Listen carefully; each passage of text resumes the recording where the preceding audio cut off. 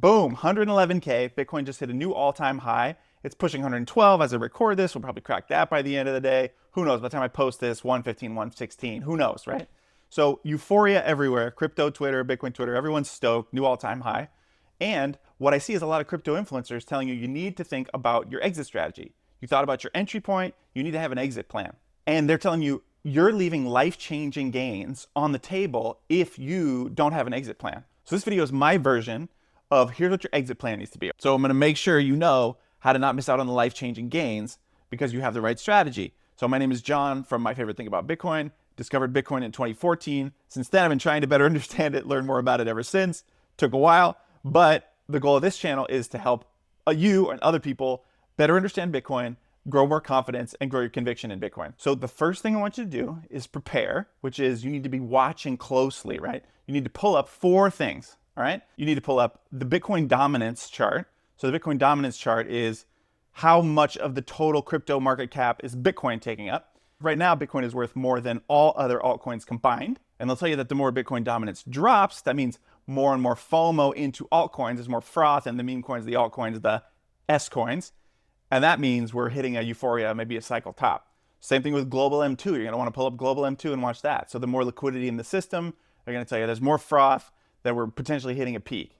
You're going to pull up the fear and greed index. So this is your famous Buffett or whoever said it. Buy when people are fearful, sell when people are greedy, right? And then there's something called the others chart. The others chart is showing you all the meme coins and all the real S-coin BS stuff that people are just FOMOing into.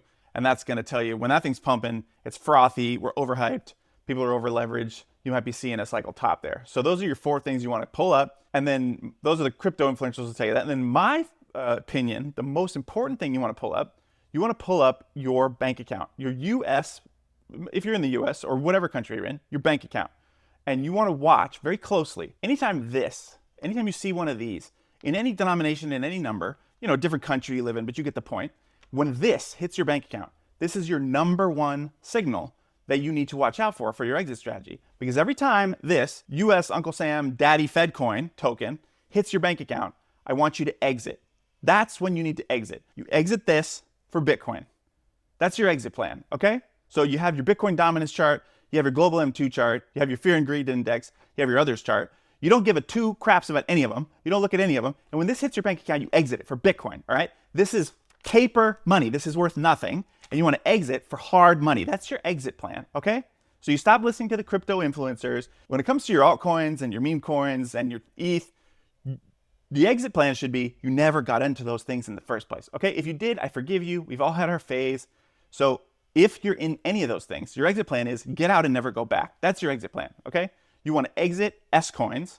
If you have to exit S coins for dollars are probably a better S coin, I guess.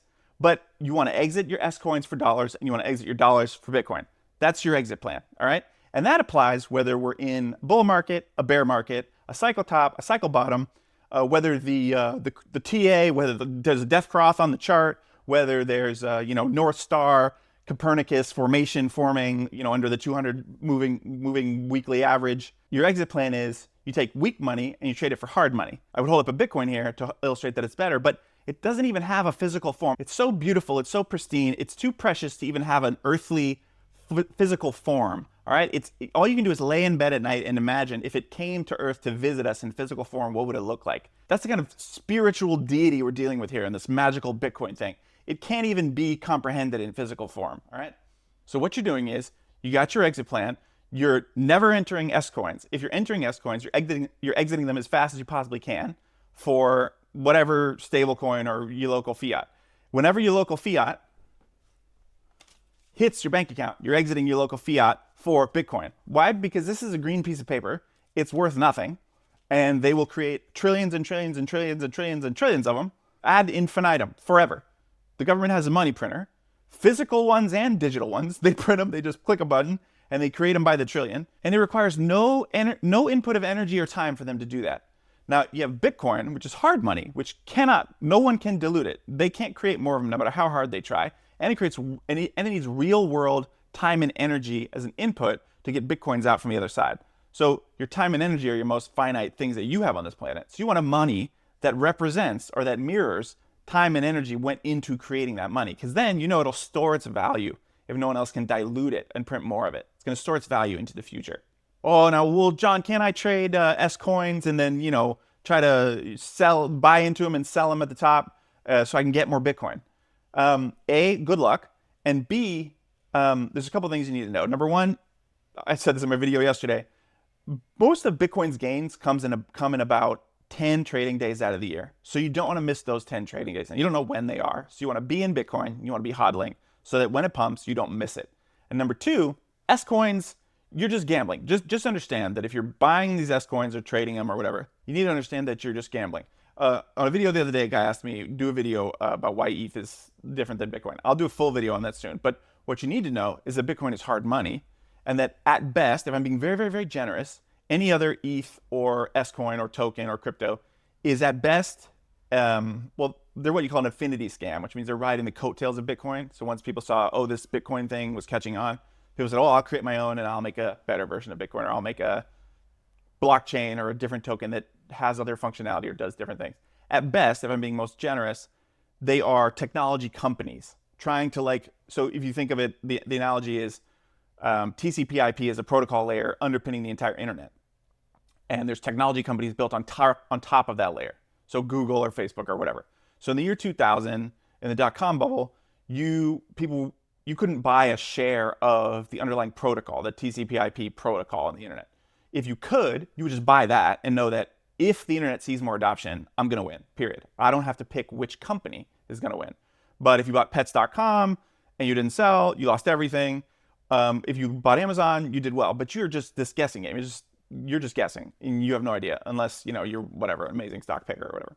But the same thing with crypto. So Bitcoin is a protocol layer for sending value digitally across the internet, and it has a token that rides on that protocol that's perfectly finite and can't be diluted.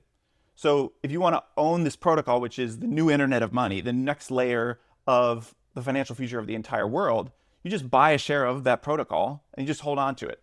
And if any of the things that we say about Bitcoin are right, that it's harder money, or that it's digital gold, or that it's the new internet of money, or it's the next world reserve currency, if any of those things are even like a 1% chance of them being right, you might want to just hold on to a little bit of Bitcoin, because that way you hold a finite share of that protocol layer that's going to underpin everything. And you don't have to bet on which company built on top of it. I know altcoins aren't technically built on top of Bitcoin. They're affinity scams trying to skate on the coattails of Bitcoin, saying, well, we're better, or we do something else. But you're trying to pick which one. And if you look every year, if you look at the top 10 or top 5 altcoins, they change every year, because whatever people think is going to be the top one doesn't last. They all crash. So every year, it's like hedge funds. There's a funny thing where some hedge funds can outperform in like a given year, the S&P or the index funds, but almost no hedge fund outperforms year after year. So the top list of who outperformed last year, well, they don't outperform consistently in the years previous or the years after that, because they probably just got lucky, or they made one good trade or whatever, but they can't repeat it. So you don't want to play this guessing game of which crypto token is going to win this year. Oops, I was wrong, I lost everything, but Bitcoin pumped 50% while I was sitting in some crap coin. You don't want to be playing that game. You can just sit in Bitcoin and hold the underlying protocol of the future of money. Job done. So you can spend all your time watching crypto influencers teaching you about what your exit strategy is, and checking your charts and watching all your this and your that, and setting up your alerts and my fear and greed index and trading in and out and blah, blah, blah, blah. And 99% of people will probably get wrecked doing that, or definitely won't come out further ahead doing that, because they'll miss the days when Bitcoin's price pumps, they'll buy the wrong altcoins, they'll get rug pulled, or they'll just make like a tiny little bit of gains and no taxes on it anyways every time they're making a trade. It's just not worth it at all. So what you want to do instead is dollar cost average into Bitcoin, just set a recurring buy of whatever amount of money that you can afford, set a recurring buy for Bitcoin, and then don't worry about what the price is. Do I turn my dollar cost average recurring buy off when it hits a new all-time high? No. If I have more of this, I raise the dollar cost average no matter what the price is, because in the long term, Bitcoin's going up. So I'm buying the top forever, like Michael Saylor said, because every top is a local top. There is no top. Bitcoin has no top because fiat has no bottom. Fiat dollars, fiat currencies, dollars or whatever, erode, dilute forever.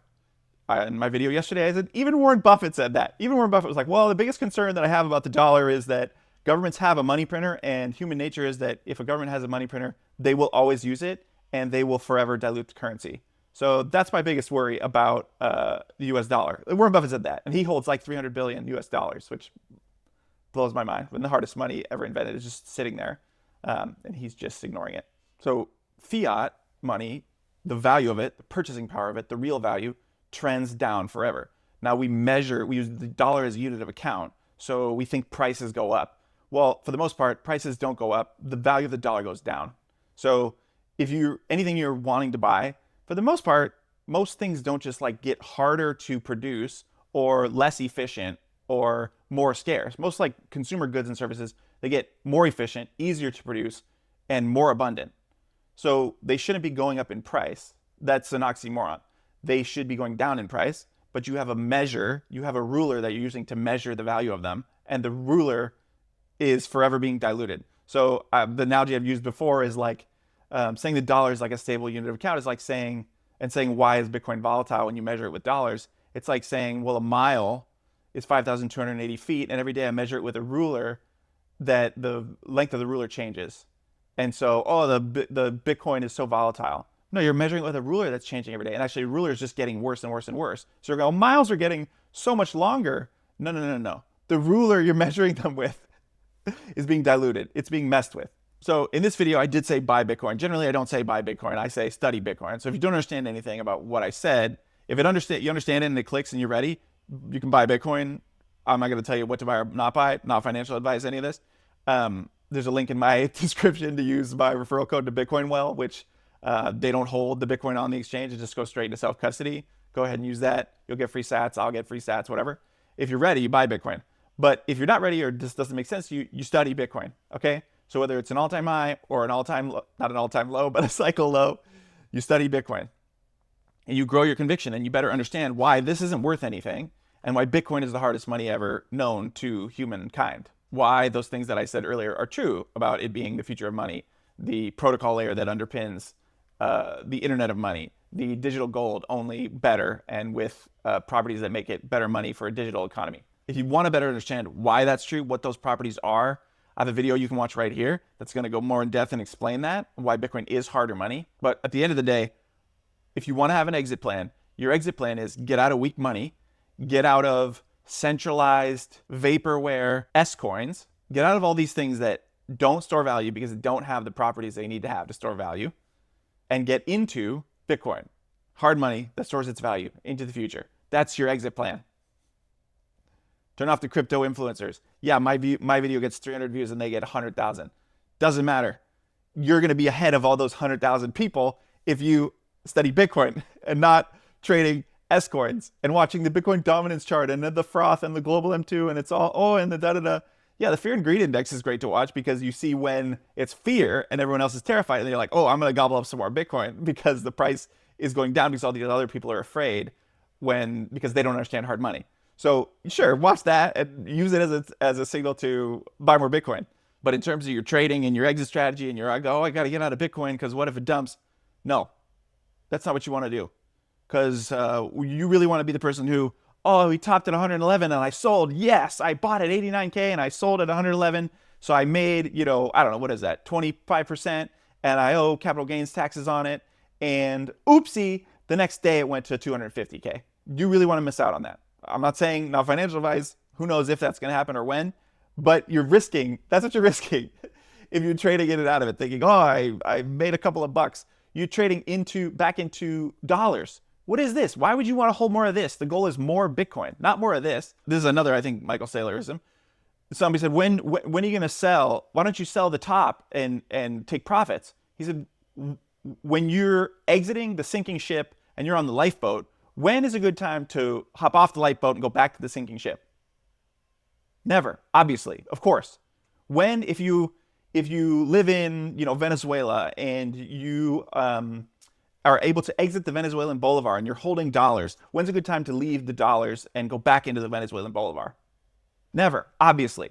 Why would you do that? That makes no sense. Oh, I'm in Turkey and they're devaluing the lira by 50% overnight. And I was able to escape and hold some dollars or some gold.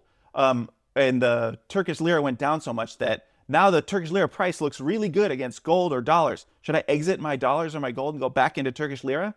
Of course not. What are you talking about? None of that makes any sense. So that's the frame you need to be looking at Bitcoin with. That's what you're doing when you're leaving Bitcoin and going back into this. Let me trade digital gold, the hardest money ever known, and hold a melting ice cube. Oh, I'm not sure how much it's going to melt. It's probably going to melt kind of slowly. Oh, okay. Have fun holding it melting slowly in your hands while you're waiting for a better entry point back into Bitcoin.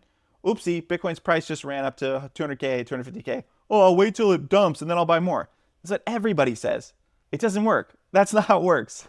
You don't look at the Bitcoin price and go, oh, I'll wait till it dumps and then I'll buy more.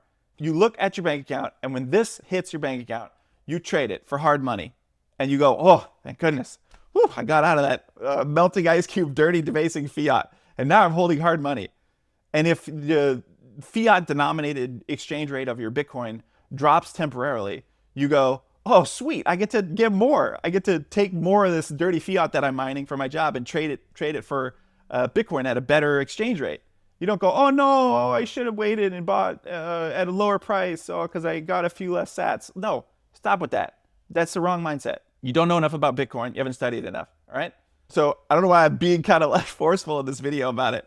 But, watch me some crypto influencers telling you about your exit strategy, and I got all worked up. So I called Bitcoin hard money a number of times in this video. If you want to better understand what I mean by that, why it's hard money, why it's the best money ever known, the properties that make that so, the properties that made gold a store of value, the properties that Bitcoin was engineered to have that make it a store of value, and why it's better than gold. You watch this video right here. Thanks for watching. Hit the like button, hit subscribe. As always, most important thing, you never forget, Bitcoin's inevitable.